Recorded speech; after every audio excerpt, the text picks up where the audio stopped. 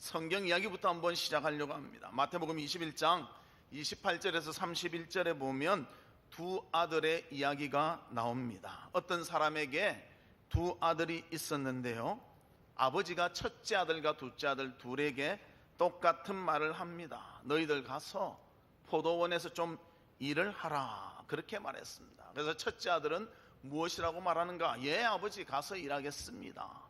그렇게 대답은 잘 하고 일하러 가지 않았습니다. 둘째 아들은요, 싫습니다. 아버지, 내가 뭐 그런 밭일을 합니까? 포도원 일을 합니까? 그러고는 말하고 나서 혼자서 뉘우칩니다. 아버지한테 너무 심하게 한 것이 아닌가. 그래서 나중에 가서 일했습니다. 그러면 아버지의 말씀을 들은 아들은 첫째 아들입니까? 둘째 아들입니까? 둘째 아들입니다. 말로는 첫째는 한다고 했지만 실천하지 않았고요, 둘째는 말로는 거절했지만 삶에서는 실천했습니다. 이와 같이 믿음도 동일하다는 것입니다. 믿음이 있노라 하면서 행함이 없다면 전혀 유익이 없다. 오늘 본문 14절에 말해주고 있습니다. 그래서 17절에서는 행함 없는 믿음은 바로 죽은 것이다, 그렇게 우리에게 말씀해주고 있습니다. 행함이 없다면 그 믿음은 전혀 영향력이 없는 믿음일 수밖에 없다는 것입니다. 그래서 오늘 본문은 믿음을 우리한테 말하는데요, 그 믿음에 대한 증거는 행함을 통해서 나타난다, 이것을 말해주고 있습니다. 그래서 온전하지 못한 믿음은 무엇인가 먼저 살펴보고요, 그 다음에 우리에게 유익이 있는 믿음은 무엇이며 또 그 믿음의 아름다운 모습을 하나님께 인정받으며 살려면 우리는 어떻게 해야 되는가, 그것을 살펴보며 함께 은혜를 나누는 귀한 시간 되기를 주님의 이름으로 축복합니다. 그러면 첫 번째로 온전하지 못한 믿음입니다. 오늘 말씀해 보면 우리에게 강력한 도전을 던지고 있습니다. 진정한 믿음이 무엇이냐, 진정한 믿음이 아닌 것부터 그래서 먼저 말하고 있습니다. 교회 안에서 또 생활 속에서 일치하지 않을 때 이것은 바르지 못한 믿음, 온전하지 못한 믿음이라고 말하고 있습니다. 즉 말씀을 듣고 기억은 하지만 삶 속에서는 실천이 없다는 것입니다. 잘 듣습니다, 아멘 합니다. 그러나 삶에서는 하나도 나타나지 않게 될 때 이것은 온전하지 못한 믿음이라고 성경은 말씀해주고 있습니다. 교회 오래 다녔고 교회 안에서 열심도 있습니다. 그러나 교회를 벗어나면요, 밖에서는 불신자와 똑같다는, 하나님을 증거하지도 않고요, 하나님의 사람으로서의 모습도 보여주지 못하는 것입니다. 전혀 그리스도인으로서의 영향력을 끼치지 못할 때 그와 같다는 것을 말합니다. 그래서 오늘 본문 19절에 이렇게 말합니다. 내가 하나님은 한 분이신 줄을 믿느냐, 잘 하는도다. 귀신들도 믿고 떠느니라. 지혜 머리로 아는 것은요, 귀신들도 안다는 것. 그래서 마태복음 5장에 보면 군대 귀신자가 예수님을 만나는데 어떻게 표현하는가, 마태복음 5장 7절에 보면 큰 소리로 부르짖어 이르되 지극히 높은 하나님의 아들 예수여, 나와 당신이 무슨 상관이 있나이까? 원하건대 하나님 앞에 맹세하고 나를 괴롭히지 마옵소서 하니. 귀신 들린 자도요, 예수님이신 줄 안다는 거예요. 아는 것으로 끝나는 것은요, 귀신 들린 자도 안다는 것입니다. 우리가 아는 것으로 끝나면요, 그 수준일 수도 있다는 것을 말씀해주고 있습니다. 말씀을 듣고 삶에서 실천할 때 이 말씀이 진정한 말씀이 됩니다. 성경 공부 열심히 하는 거 좋습니다.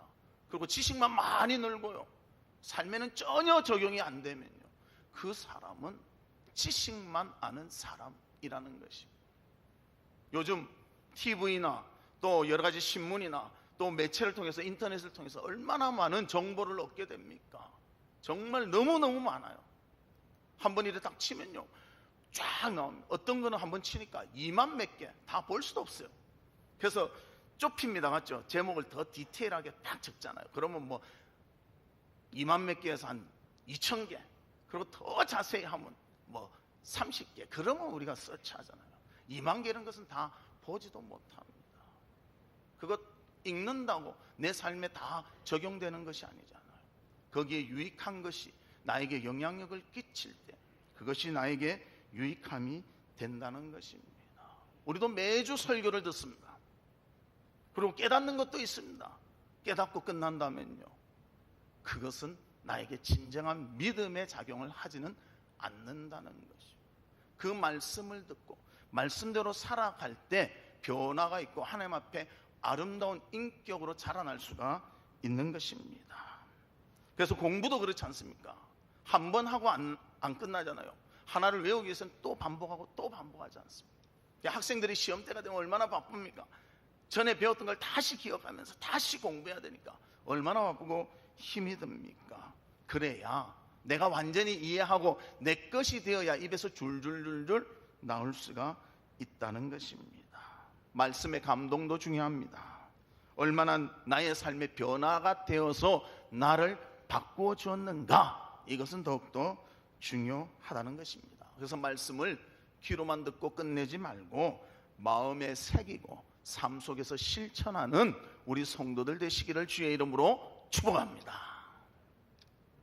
켄터키주에 커다란 동굴이 하나 있다고 합니다. 그래서 그 동굴에는 안에 호수가 있는데요, 그 호수에 물고기들은 눈이 없다고 합니다. 그래서 눈이 왜 없어졌는가? 처음에는 눈이 있었답니다.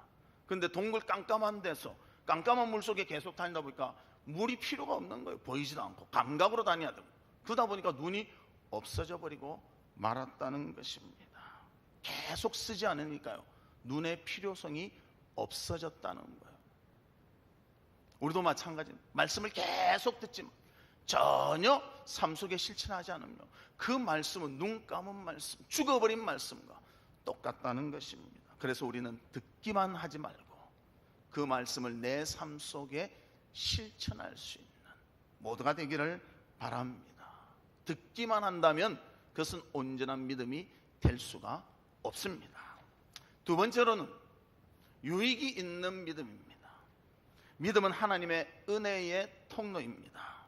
우리가 의지해서, 우리가 달라고 해서 얻는 것이 아니라 하나님이 주실 때 얻게 되는 것입니다. 그래서 하나님의 은혜를 얻고 그것대로 살아가려고 하면 그 특징이 나타나는데 그것이 바로 사랑이라는 것입니다. 하나님의 은혜를 받은 자는 사랑할 수가 있습니다. 영혼을 사랑하고요, 이웃을 사랑하고요, 하나님을 사랑하고요, 나 자신을 사랑할 수가 있습니다. 그래서 우리는 정말 하나님이 기뻐하시는 자라 이러면요, 하나님의 사랑을 본받아 그 사랑을 삶 가운데 표현하며 실천하며 살아가는 자다, 그렇게 다르게 말할 수도 있는 것입니다. 그러나 우리가 사랑한다고 하면서도요, 진정한 사랑을 실천하지 못하고 입으로만 사랑한다면 그것은 능력 있는 사랑이 아니라는 것입니다. 그래서 우리는 언제나 하나님 중심으로 생각하고요, 하나님의 마음을 소유하고 사람을 사랑할 수 있는 모두가 되기를 바랍니다. 말씀을 듣고 그 말씀을 통해서 하나님의 사랑이 실천되고 사람에 대한 사랑이 나의 삶 속에 나타나야 한다는 거예요. 반대로 하나님 말씀을 듣고는요, 정죄자가 되어서 왜 말씀대로 살지 못하냐, 너 틀렸어, 너 틀렸어, 이거는 아니라는 것입니다.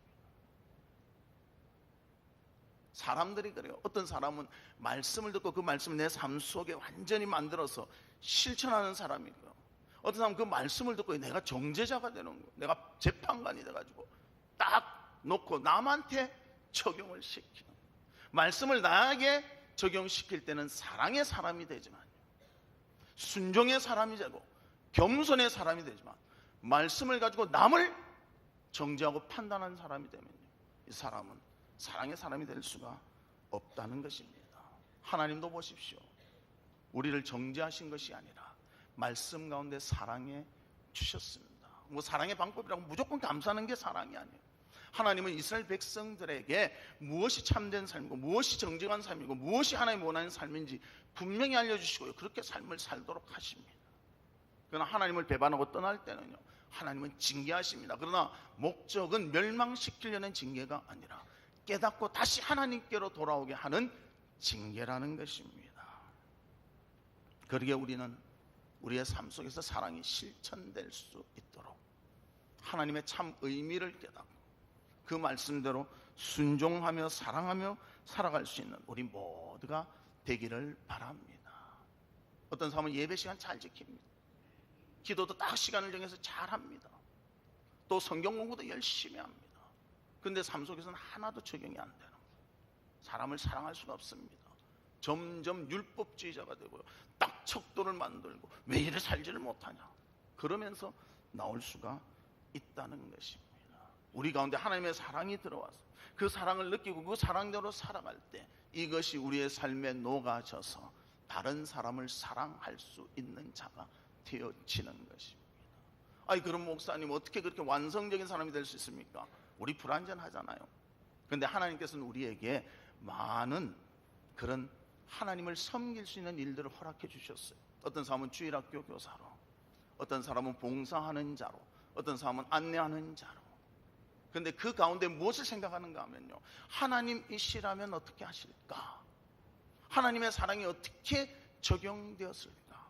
또 내가 체험했기 때문에 그 사랑을 가지고 그들을 섬기고 그들을 주께로 인도할 때요, 나도 모르게 사랑하는 사람이 되고 그들과 함께 하나됨을 느끼게 된다.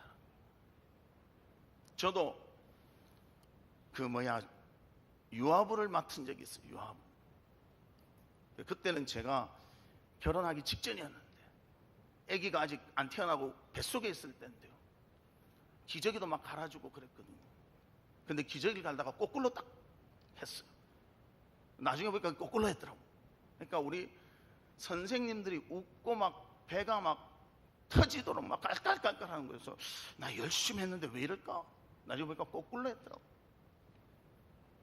거꾸로 했다고 그것이 잘못된 게 아니고요, 그 아이를 사랑하면서 어떻게 하든지 기저귀라도 한번 갈아줘야지, 알지도 못하면서 이래 하는 것, 이것이 사랑의 표현이더라고요. 근데 우리는 능숙한 거, 뭔가 잘하는 거, 이것이다, 그것만 찾고 있는데요, 그것이 중요한 것이 아니라 하나님의 사랑을 내가 느끼고 그 사랑을 베푸는 것, 이것이 더 중요하다는 것입니다. 유익 있는 믿음이란 것은요, 말씀을 듣고 그 말씀대로 내 삶 가운데 내 것을 만들고 내가 그것을 실천하며 살아갈 때 주님께 더욱더 큰 영광을 돌리는 우리의 삶이 될 줄로 믿습니다. 그래서 오늘 본문에서도 그러지 않습니까? 형제가 먹을 것이 없고 입을 것이 없습니다. 어떻게 해야 됩니까?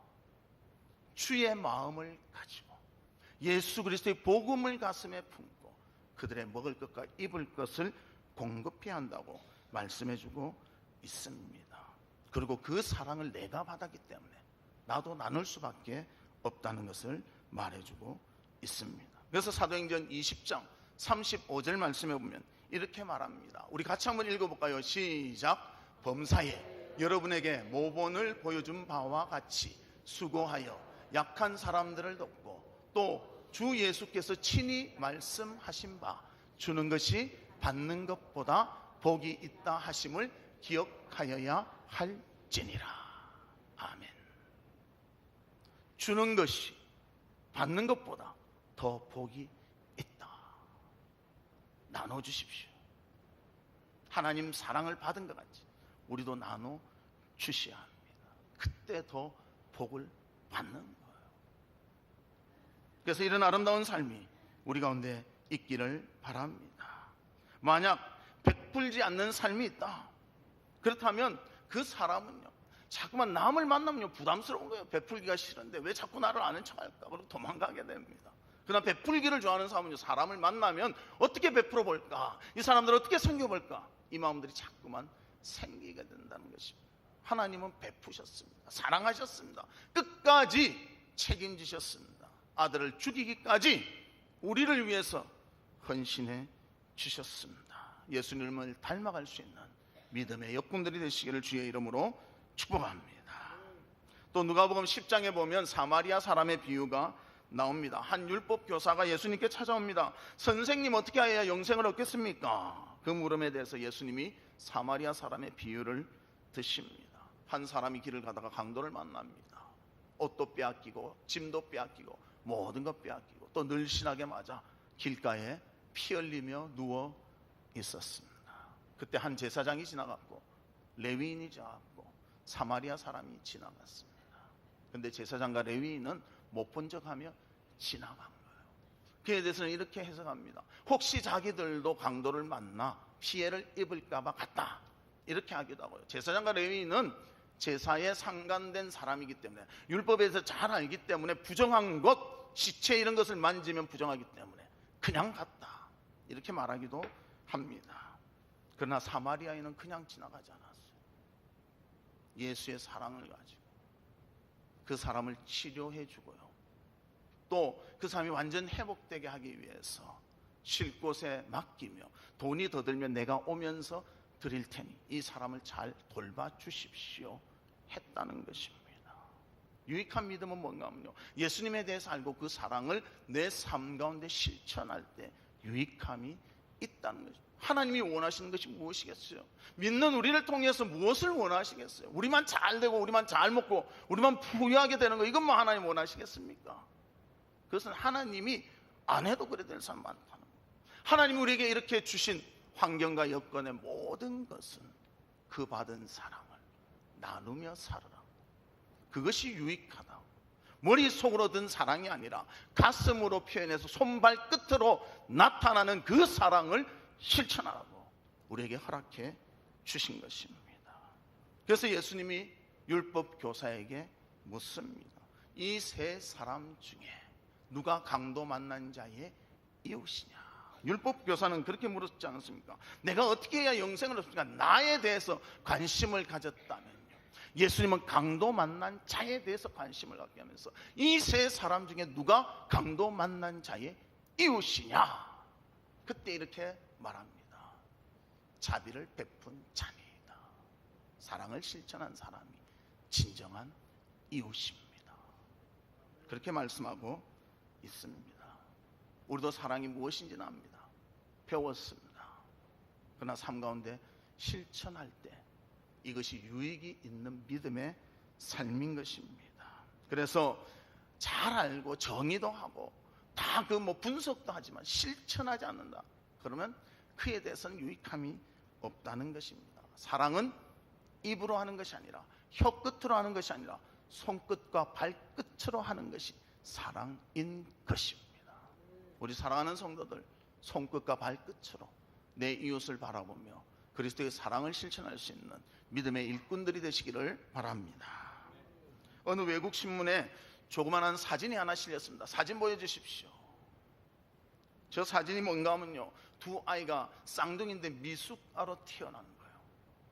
그런데 형은 태어났지만 심장의 박동이 정상이었습니다. 그런데 동생은 심장 박동이 비정상인 거예요.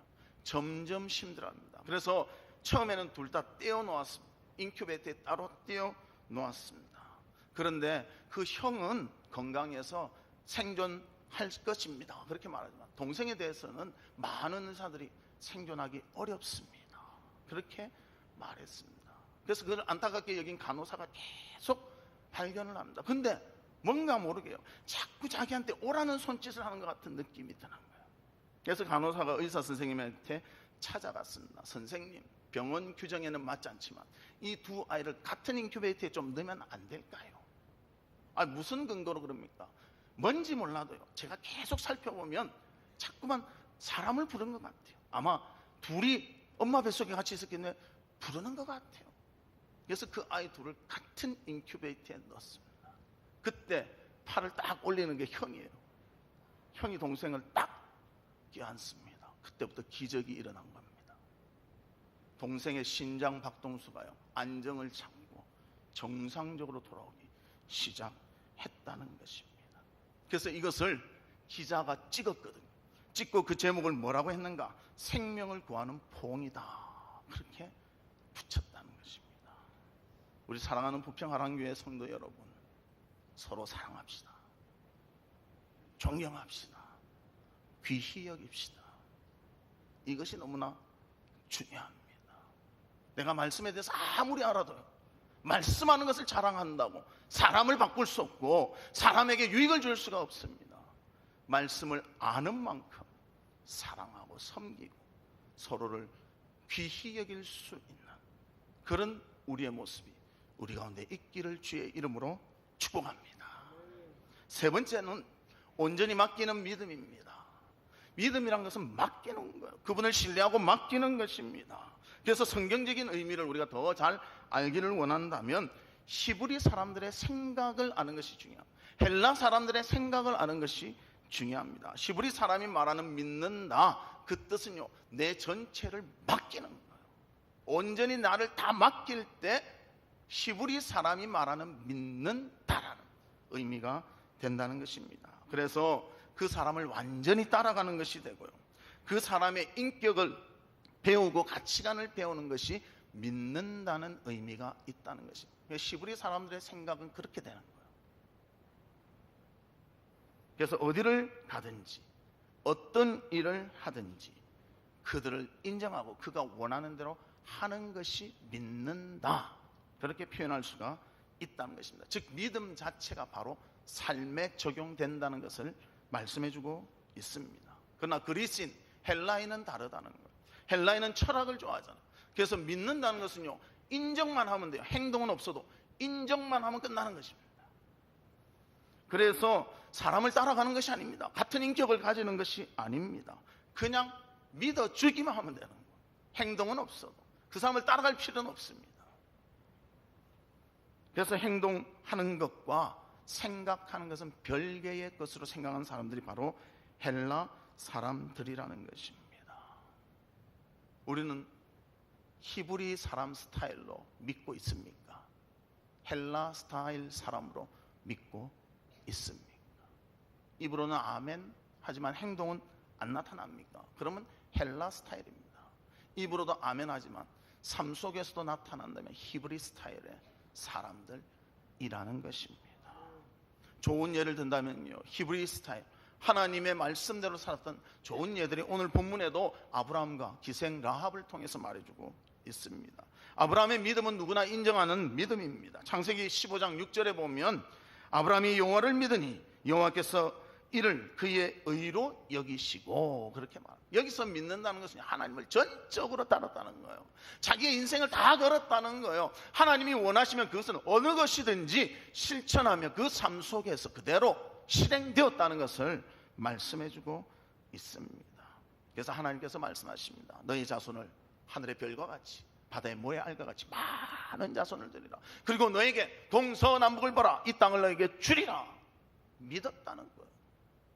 자식이 없어도 믿었습니다. 아브라함의 생전에 보았던 자기의 후손은요 3명이었습니다. 자기 아들 이삭과 또 이삭의 아들 손자 야곱과 해서 3명이었습니다. 그런데 하나님은 하늘을 보면 별이 3개가 아니잖아요. 별이 수천 수만 개 있잖아요. 그것을 믿었다는 거예요. 현재 눈에 보이지 않았지만 하나님의 약속을 믿고 끝까지 신뢰하며 주님께 자신의 인격과 삶과 모든 것을 맡겼다는 것입니다.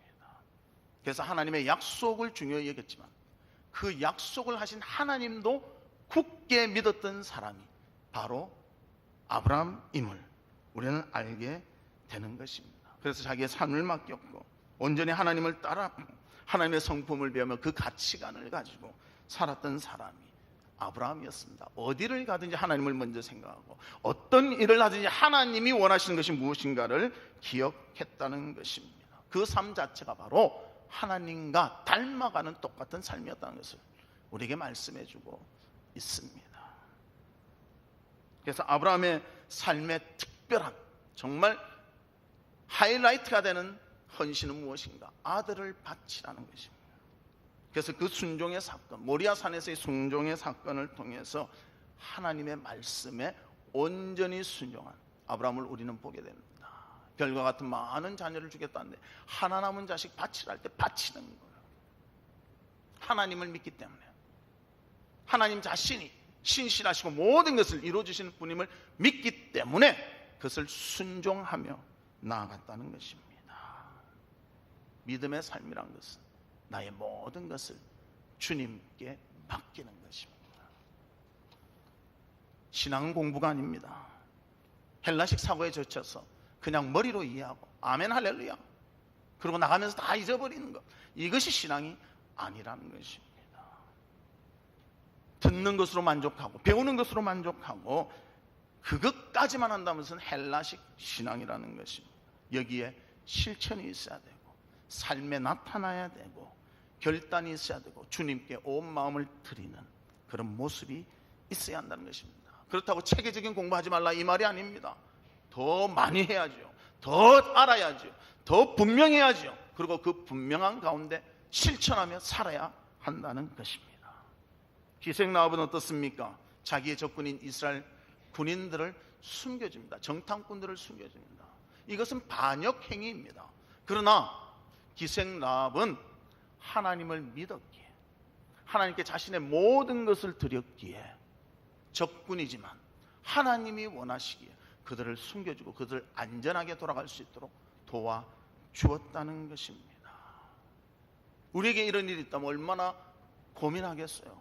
이거 큰일인데, 이거 아닌데. 그러나 하나님의 분명한 신앙의 모습이 있으니까요, 그것을 감수할 수 있는 용기와 능력이 있게 되었다는 것입니다. 우리 사랑하는 성도 여러분, 아무리 어려워도 아무리 여러 가지 여건이 맞지 않더라 하더라도 하나님께서 선한 길로 인도할 것을 믿으시는 그런 성도들이 되시기를 주의 이름으로 축복합니다.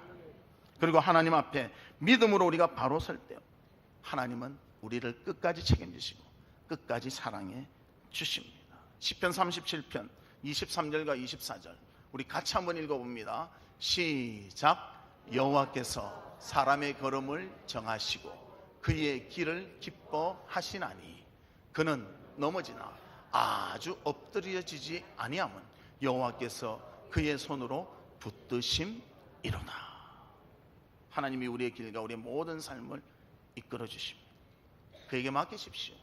간혹 우리가 잠시의 실패, 잠시의 아픔, 잠시의 고통은 있을 수 있습니다. 그러나 아주 넘어지지 아니함은 주의 손이 붙잡으심이라. 믿으십니까? 하나님의 신실하심을 믿으십니까? 주님 앞에 맡기십시오. 하나님을 바라보시고 듣는 것으로 만족하는 것이 아니라 내 삶 가운데 실천이 되어지도록 믿음의 삶을 살아가는 우리 모두가 되기를 바랍니다. 그러면 하나님께서는 우리를 끝까지 책임지시고 붙잡아 주시고 선하고 복된 길로 이끌어 주실 것입니다. 말씀의 결론을 맺도록 하겠습니다. 행함이 없는 믿음, 유익함이 없습니다. 영향력이 없습니다. 듣기만 하고 실천하지 않는다면 행함이 없는 죽음 믿음입니다. 우리 실천하는 믿음을 갖기를 바랍니다. 하나님의 은혜를 깨닫고 또 그 말씀을 우리가 접하게 되면요, 그 말씀대로 살아갈 수밖에 없습니다.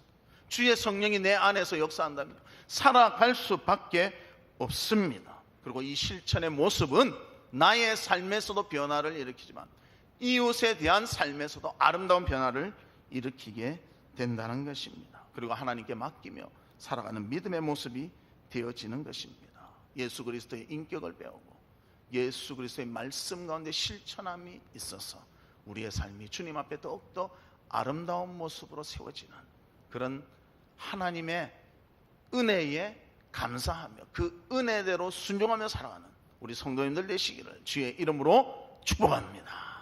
이 시간 우리 다 같이